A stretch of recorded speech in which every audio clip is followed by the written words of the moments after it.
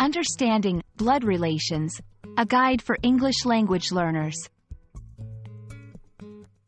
Hello, everyone. Welcome to our English language learning series. Today, we're going to explore the phrase, blood relations. This is a common term in English, and understanding it can help you better grasp family dynamics in English-speaking cultures. Let's dive in.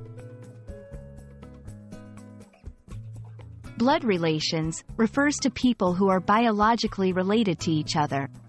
This includes family members like parents, siblings, and children. It's important to know that this term emphasizes the genetic connection rather than relationships formed through marriage or adoption. To better understand blood relations, let's look at some examples. Parents and their children are blood relatives.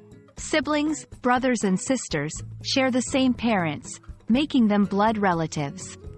Extended family members like cousins, aunts, and uncles can also be considered blood relations, but the connection is more distant.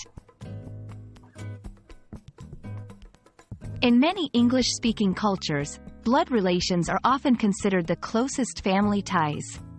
They are typically given priority in matters of inheritance, legal rights, and emotional bonds.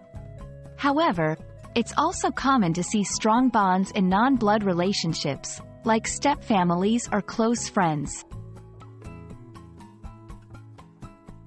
I hope this video helps clarify what blood relations means and how it's used in English.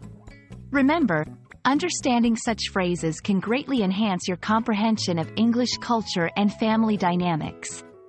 Thanks for watching, and see you in our next lesson.